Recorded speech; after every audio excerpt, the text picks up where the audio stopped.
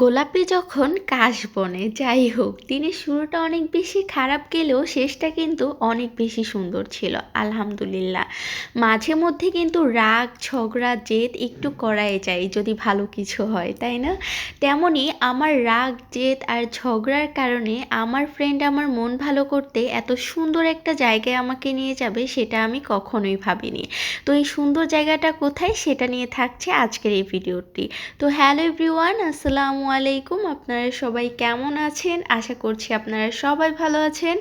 আলহামদুলিল্লাহ আমি অনেক বেশি ভালো আছি। আমি আমার গত ভিডিওতে বলেছিলাম যে আমরা বড়মাই গিয়েছিলাম কাশফুলে, সেখানে যে আমি একদমই কাশফুল দেখতে পারিনি বা সেখানে কোনো ছবিও ওঠাতে পারিনি সুন্দর।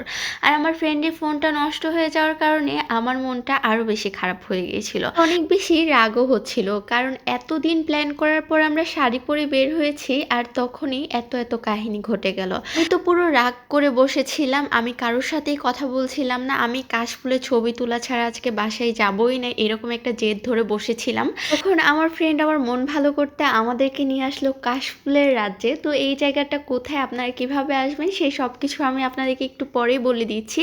তো আমরা প্রথমে চলে আসলাম এই জায়গাটায়, এখান থেকে আমরা নৌকায় করে যাব ওই পারে, ওই যে সামনে দেখতে পাচ্ছেন ওই জায়গাটাতে প্রচুর পরিমাণে কাশফুল আছে, এখান থেকে বোঝা যাচ্ছে না হয়তোবা, তবে সামনের দিকটা যে আপনাদেরকে দেখাবো। জায়গাটা এত বেশি সুন্দর, মাশাল্লাহ মাশাল্লাহ, আমার তো পুরো মন ভালো হয়ে গিয়েছে এত সুন্দর মনোমুগ্ধকর দৃশ্য দেখে।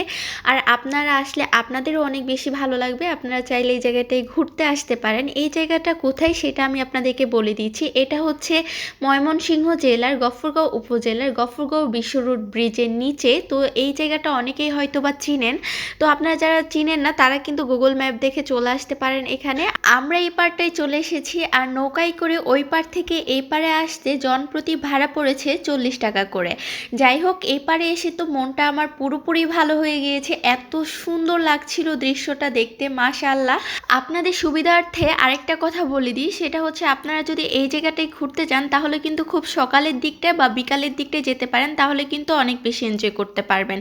আমাদের যেতে যেতে সেখানে দুপুর হয়ে গিয়েছিল প্রায়, তাই আমরা বেশিক্ষণ সেখানে থাকতে পারিনি গরমের জন্য। সেদিন কিন্তু ভ্যাপসা একটা গরম ছিল, সে কারণেই আর কি আমরা বেশিক্ষণ সেখানে থাকতে পারিনি। তো আপনারা যদি যান বিকালের দিকটায় তাহলে কিন্তু অনেক বেশি ভিড় হবে, কিন্তু আপনারা সুন্দরভাবে এনজয় করতে পারবেন ব্যাপারটা।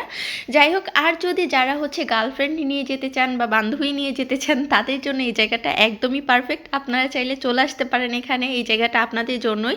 তো আশেপাশে এত বেশি কাপল ছিল কি বলবো আপনাদেরকে, তো সব কিছু দেখে এত বেশি হাসি পাচ্ছিল। আর দেখুন যেদিকেই তাকাচ্ছি সেদিকেই শুধু কাশফুল আর কাশফুল, এত বেশি ভালো লাগছিল এই জায়গাটা। আমার কাছে পাশেই ছিল বড় একটা নদী, সে কারণেই আর কি আমরা খুব বেশি এনজয় করছিলাম এই জায়গাটায়। আমাকে এখানে বসানো হয়েছিল কিছু সুন্দর সুন্দর ছবি আর ভিডিও করার জন্য, আর আমি কি করছিলাম দেখেনি, যে এদের কাহিনী দেখছিলাম।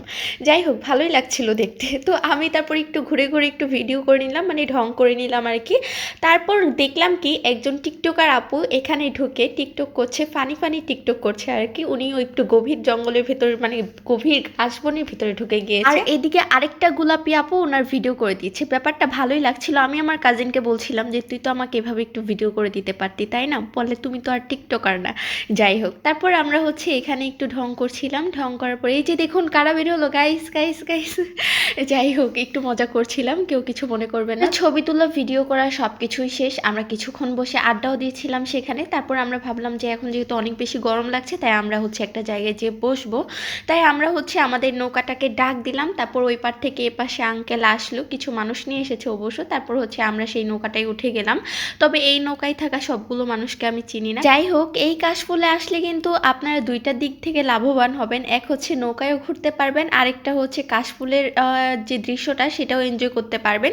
তো আপনারা চাইলে এই জায়গাটায় আসতে পারেন, আশা করছি আপনাদের ভালোই লাগবে এখানে আসলে। তো এই নদীতে ঘুরতেও কিন্তু আমার অনেক বেশি ভালো লেগেছিল। এটা নদ নাকি নদী সেটা আমি শিওর জানি না, যদি আপনাদের জানা থাকে তাহলে অবশ্যই বলে যাবেন। আর এই নদীটার নাম কি সেটাও আমাকে জানিয়ে যাবেন, যেহেতু আমি প্রথমবার এসেছি তাই আমার জানা নেই আসলে সঠিকটা, তাই আমি বলতে পারলাম না।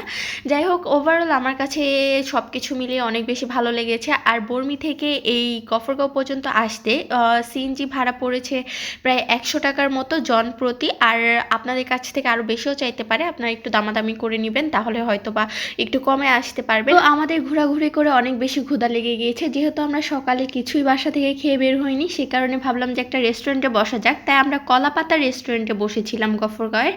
তো কলাপাতা রেস্টুরেন্টের খাবারগুলো মোটামুটি ভালোই লেগেছে আমার কাছে, একেবারে খারাপও না একেবারে ভালোও না আর কি।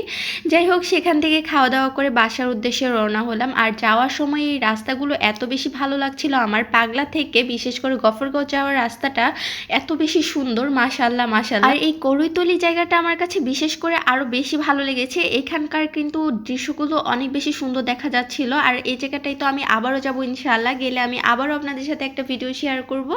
আর এই যে দেখুন, এই কাশফুলগুলো আমি সেখান থেকে নিয়ে এসেছিলাম, তো সেইটারই একটু ভিডিও করার চেষ্টা করছিলাম। যেহেতু এত কষ্ট করে এত দূর থেকে নিয়ে এসেছি, তাই একটু সুন্দর ভিডিও করার আশায় ধরে রেখেছিলাম, বাট বাতাসটা উল্টো দিক থেকে আসার কারণে আর ভিডিওটা হচ্ছিলই না। যাই হোক, সেইভাবেই করে নিলাম। তো আমার আজকের ভিডিওটি এ পর্যন্তই। সবাই ভালো থাকবেন, সুস্থ থাকবেন, আল্লাহ হাফেজ।